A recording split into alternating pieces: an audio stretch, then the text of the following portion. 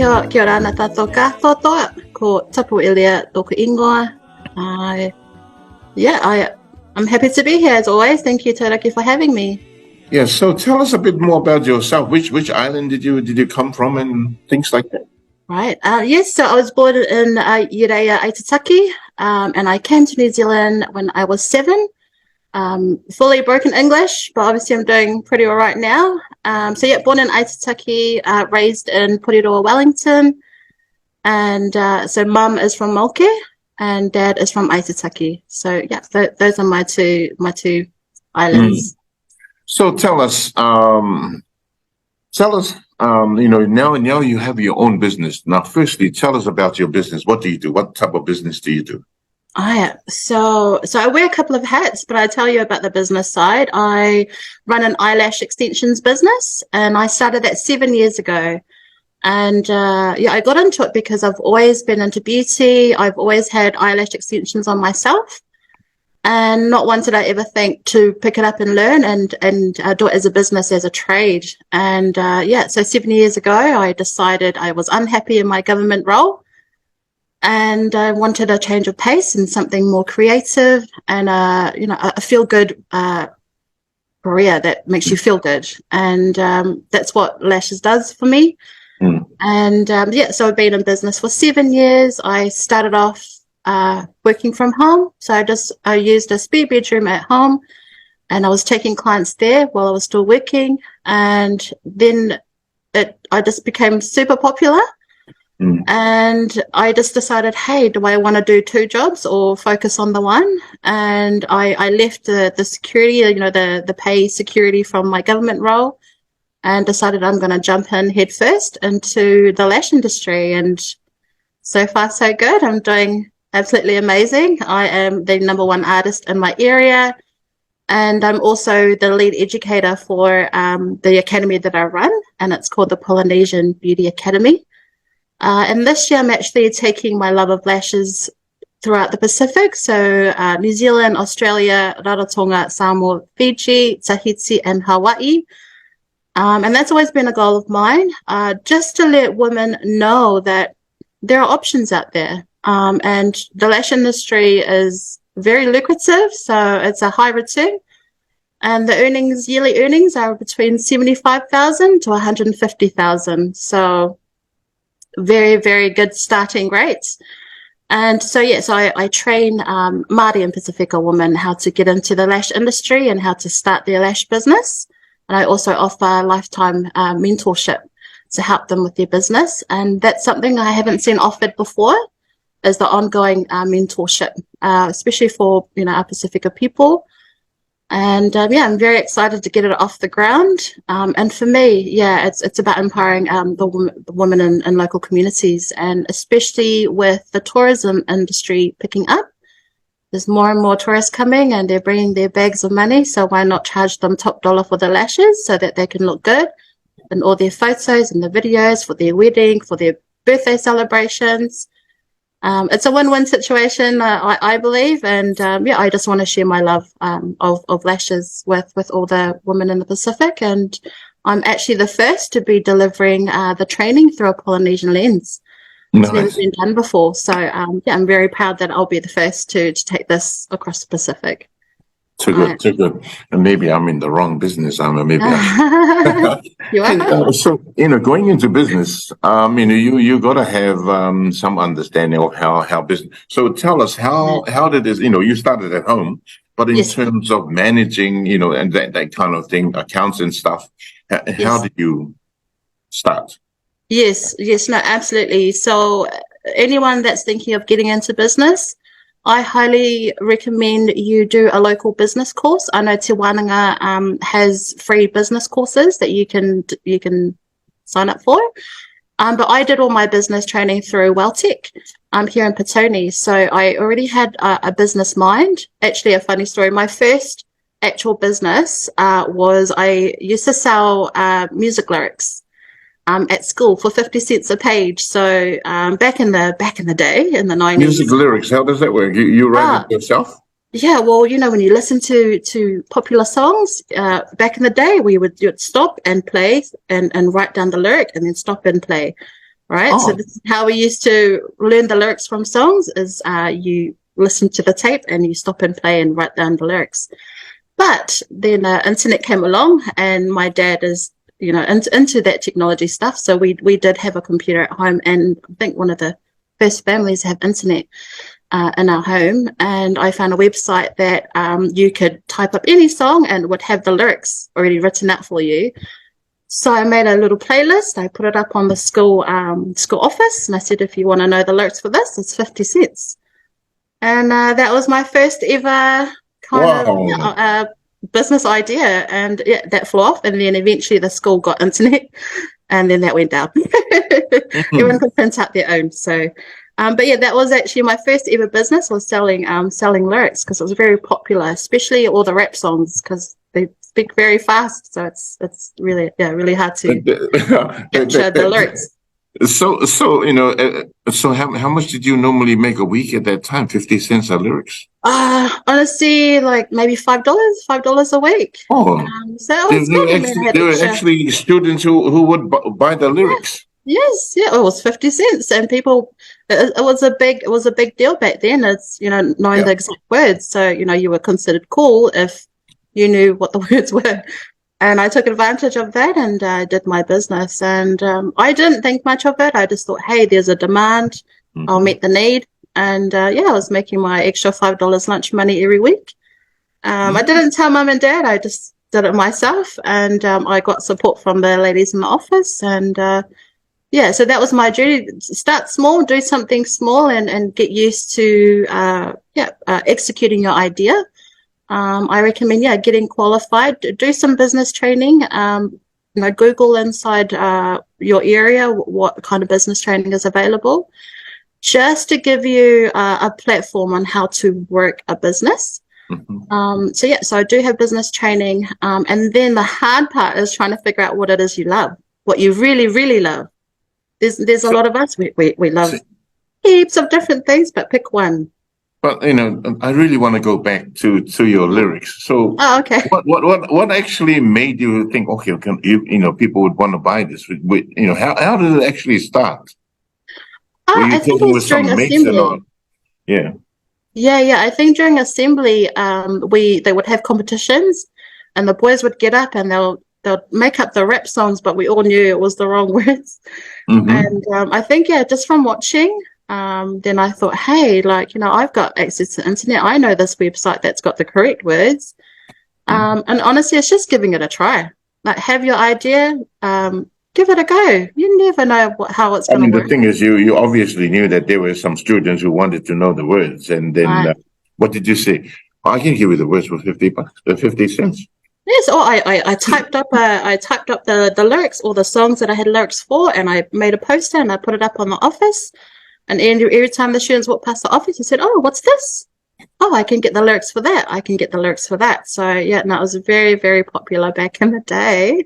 Oh, love it! I love it! I love it! Yeah. And then so with the eyelash extension, Mm. why? How did you know that there's a dem? I mean, you obviously started at home, but how? There are other Yes. business. I don't think eyelash extension. How? Yes. So when I was living in Australia, in Melbourne, back in 2006, it was very, very popular. It was normal for all the girls in the office to have the long, beautiful, curly eyelashes. And then when I had my first son, Kingston, in 2010, I came back home and there was maybe one or two girls that did it. And I was like, wow, why are we so behind? The trend in Melbourne, Australia is it's pumping, and you come back to New Zealand and very quiet. So yeah, that's how it started. I saw that there was a niche in the market for qualified professional lash artists, and so yeah, it was always in the back of my mind. And then eventually, I bit the bullet and started my own business. So now you started from the bedroom. Now you have your own shop, and Yes. you got staff obviously working for you. I don't have staff yet. Oh yeah. I want to complete. So right now I'm doing it's called the Pacific Lash Tour. So I'm doing a tour, and once I come back from my tour, I will be looking at employing some girls. But for now, it's just me. I do prefer, making all the lead decisions here. But yeah, in the future, I want to expand and maybe open some more franchises. But for now, it's about getting the basics right. And yeah, just building my capability and getting the Slash tour off the ground, which it is right now. So doing mentoring, independent, and from that, I mean, you also had a go at running for council. Taking up leadership. So you're in business. You're doing your own thing. Whatever made you think of going into politics? With the council election. Yes. So as a local business here, I based here in Canis Creek, Porirua. And I did notice that we weren't getting any of the upgrades compared to the more well-off papa'a areas. And I used to think, why do they always ignore us? Or why do we always get looked at last? And then I realized the only reason or the only way they're going to even look at us or pay attention to us or hear us is if we're sitting at the table.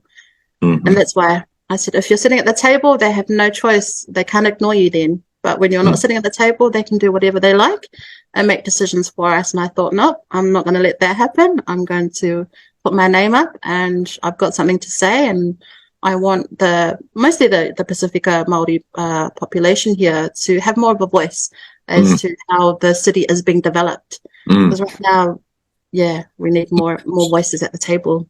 So you didn't make it, at that first go. I'll say it first go. But what's the learning? What learning did you come out of that? Honestly, I think the big learning for me was I jumped in a little bit last minute. So I only gave myself, I think, 6 weeks to really campaign. And compared to my competitors that did get in, they've been campaigning for the last 3 years. And I didn't realize, when you want to campaign, you start at least a year or 3 years before. And I didn't know that. So, the learning from that is the more you are known in the community, the more that there's trust. And, with our people, we're, not very trusting people, they move at the speed of trust. And because I'm just a new person, young person, it took some time for them to trust me, and they're still beginning to trust me now. And I know if I go again, the numbers will be higher because people are starting to get to know me. But yeah, I think that was the learning, was I should have given everyone more time to get to know who I am and what my goals are, and not just dump it on their laps last minute. And I feel like that's what had happened. And also, I do believe that the Pacifica community needs to be educated on what voting means and how your vote affects how the city is being developed and shaped. And right now, people think, my vote doesn't matter because I rent. I've got a Housing New Zealand house. Whatever they decide is what they decide. But no, Housing New Zealand pay rates, and whatever the local council decides is how much you're paying in your rent. So it is relative, but this is the type of information that needs to be fed to the people so that they understand why their vote matters. So I mean, just hearing you talk, obviously you have had this conversation with a lot of people, trying to convince them to come and vote.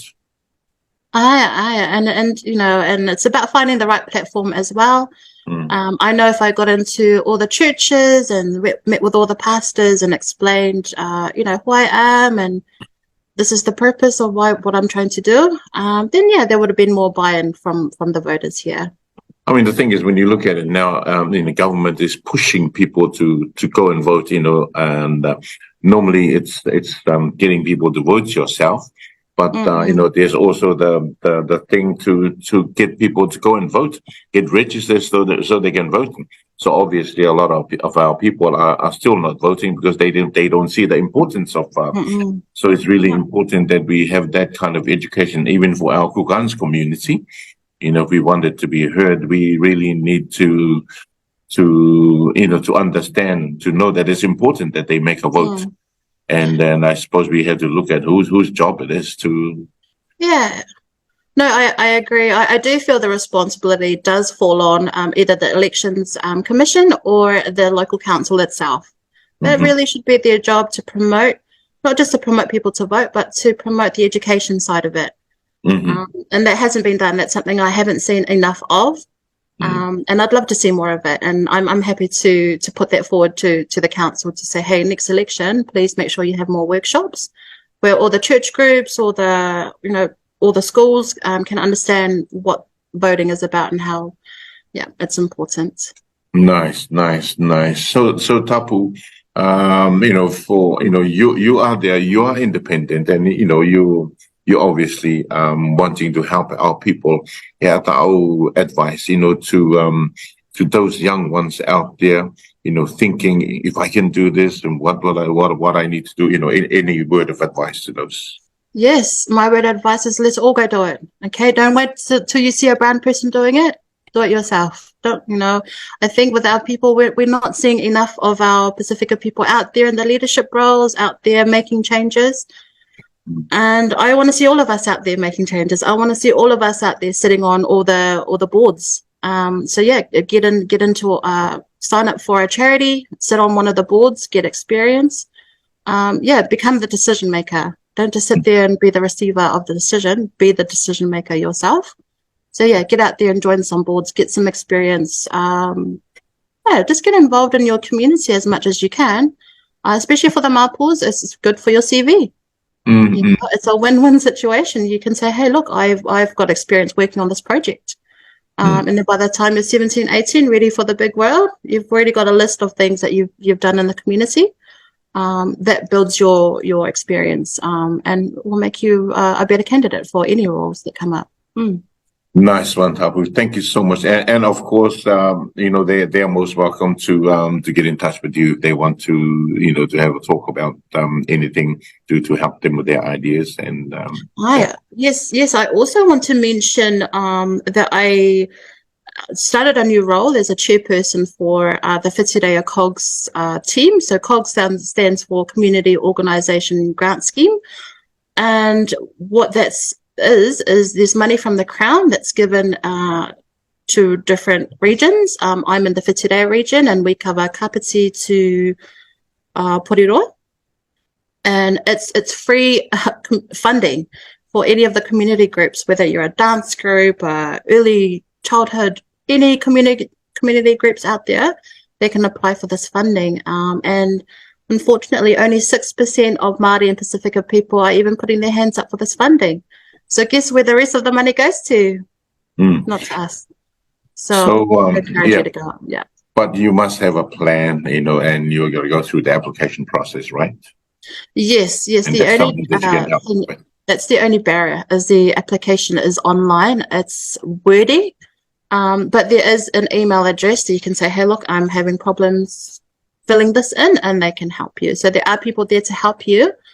And not a lot of people know that help is available to them. So get in and apply for all of this community funding because it's available there. And that's something I didn't know. I thought the numbers would be higher, but we're only below 10% right now. And my goal, sitting at the chair of that group, is to promote more Māori Pacifica to apply for this community funding because it's there for us. And I believe that we should come up with our own solutions for our community. Don't wait for the papa'as to tell us, you do this, you do that. We can decide for ourselves what's right for our communities.